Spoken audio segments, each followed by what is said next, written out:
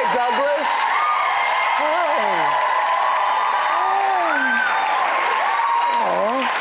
You know, I just have to ask you, like, if you got rejected, when you got rejected, yeah. Does that make you sad or pissed?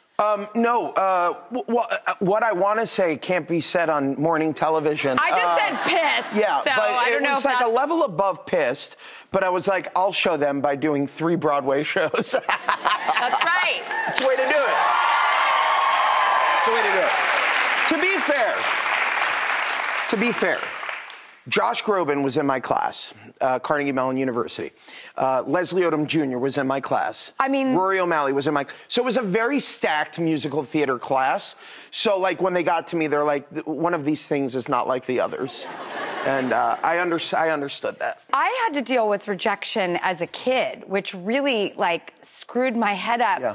But it did prepare me to appreciate whatever I did get, and rejection is a part of life. Wait, you wanted to be a part of, like, the Jungle Cruise at Disneyland? This was another rejection. When I was in high school, I lived in Florida, and I went to the casting building post-high school, and I'm like, I'm gonna be a Jungle Cruise skipper this summer to make some cash. And they were like, no, thank you. You're not the right type.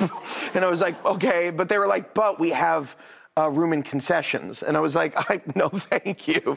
I'll eat all the concessions. And so I got rejected. And then I got awarded this Disney Legend Award. And as part of the speech, I said I actually got rejected from being a skipper. And they came up to me after and they're like, would you still want to do it? So they gave me an honorary opportunity to host a cruise. Did you do it? Yeah, of course I did it. Yes! So I went and I was a skipper. It was so fun. Highly recommend. I'm telling you, that's how we heal the wound. That's right. That's right. Okay, now you have 2 girls. And I think our daughters... About the same age? By the way, 2 Girls Club. I love the 2 Girls Club. The greatest. It's the most delicious. It's the greatest thing in the world. First of all, they're so much smarter than I am, which is really upsetting. But they've also been, like, introducing me to music in a way that, like, they made me a Swiftie, guys. I'm officially...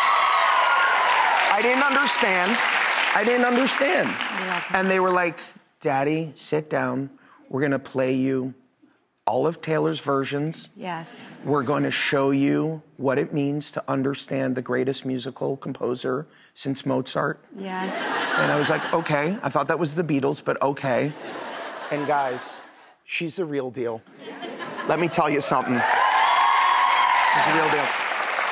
So, like, they education on a daily basis with these girls. By the way, there's a mother-daughter duo here that loves theater. Where are you guys? Patty and Natalie. Hi, guys. Hi, guys. Hello. Aw. I mean... First of all, you guys look like sisters. Congratulations.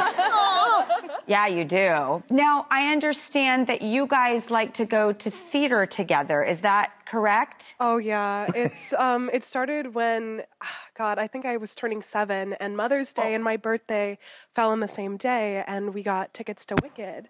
And ever since then, that's just something that we do. That's a good mom. We're so fortunate to be able to come in. And she even showed me Book of Mormon. That's not a good mom. I didn't know it. Best show ever, though. I didn't know it was satire at the point. Oh, I was 15. Okay, good. I was Perfect. older. Well, and your dear friend who was in Book of Mormon with you. You were the powerful duo. Who's obsessed with you, by the way. You guys are back together in this new musical, Gutenberg. Yeah. And it is... And it's so amazing. Well, it's an incredible canvas to explore how stupid the 2 of us can be for 2 hours on stage. Works for me. Yeah, we play 20 characters each around there. And it's been the most fun I've ever had. The show is wild. It's one of the funniest things you'll ever see. And it's such a joy.